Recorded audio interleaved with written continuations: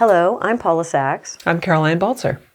We're here. We're going to actually talk about what insecure attachment, anxious, preoccupied, what their daily life is like across different relationships. Yes, and also like what it looks like in different settings, like dating, workplace, and we can talk about clinical stuff, right?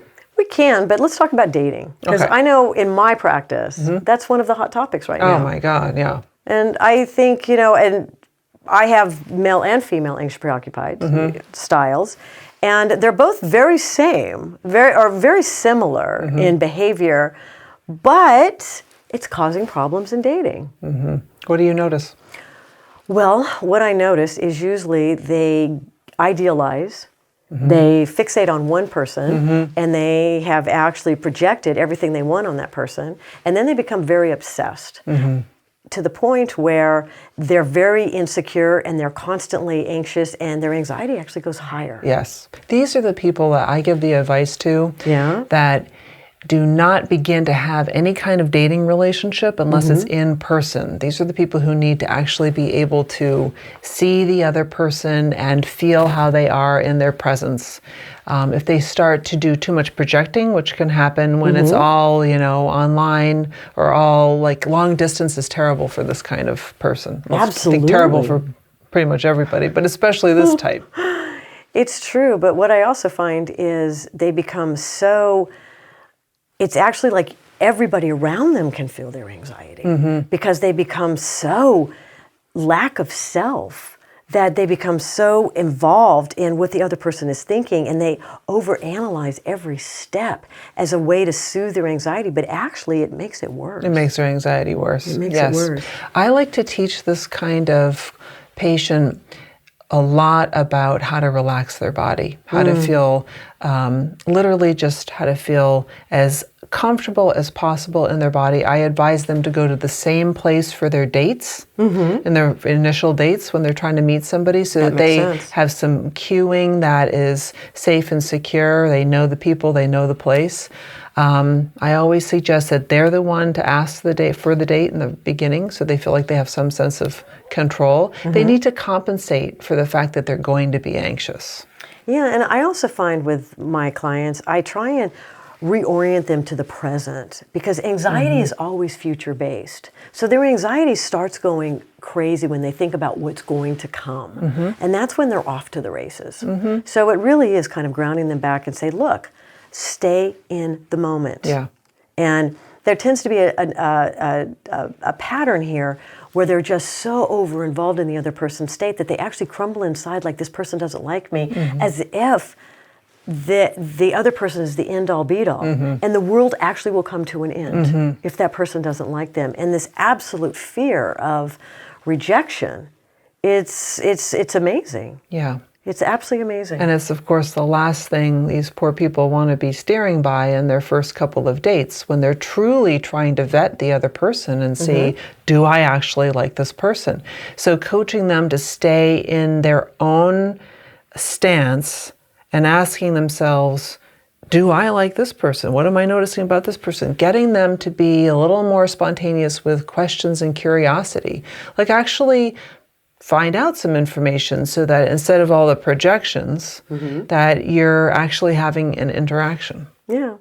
It's interesting because even that behavior crosses over into the workplace. And we're talking about people that are high functioning, that are able to hold jobs, go to interviews. Of course.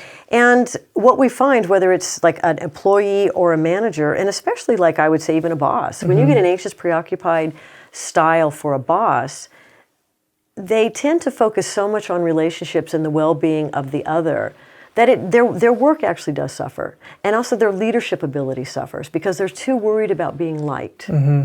And for instance, General Patton in the Army. What would have happened if he was more worried about his soldiers liking him rather than doing what he was supposed to be doing? Do we know what his attachment style was? I think we can guess. Which was the one that had his mother come to school with him? MacArthur had his mother, when he went to boarding school, she lived in the hotel across from his dorm room. She could watch whether he was doing his homework. Wow, I would say that's a pretty over-involving parent. And yet he was a general. Yeah, I don't know what was going on there. Yes. But yeah, I think Well, I've had people who've worked with me in the past who have been anxious, preoccupied, who they are overly concerned about what the boss's state of mind is. They get almost paranoid about it.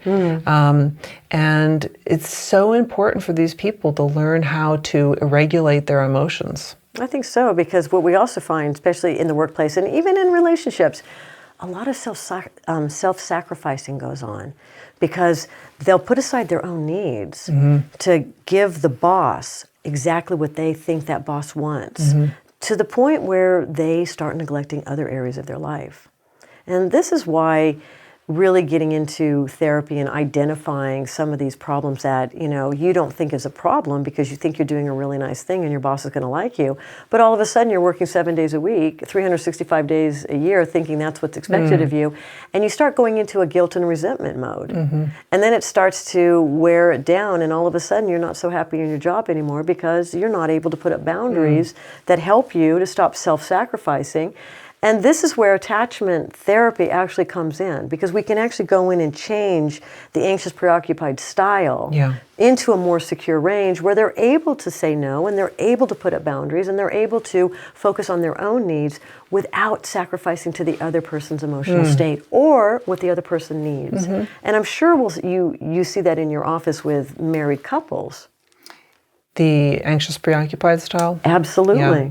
And I know you and I have talked before about how so often seems to be the case where that is combined with a dismissive type in the partner. Yeah. And there seems to be some kind of synergy that happens there that gets them drawn to each other, but then also causes a lot of difficulty.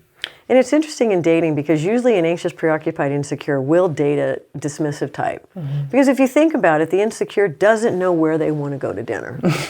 Right? You ask an anxious, preoccupied where they want to go for dinner, and their natural answer is, I don't know, where would you like to go? So that early complementarity moves into polarity, though, when it gets to be it does, but too much. That's music to a dismissive ears. Because they really only want to go where they want to go. So you see, it works quite well in the very beginning, but they miss the red flags later on. Yeah.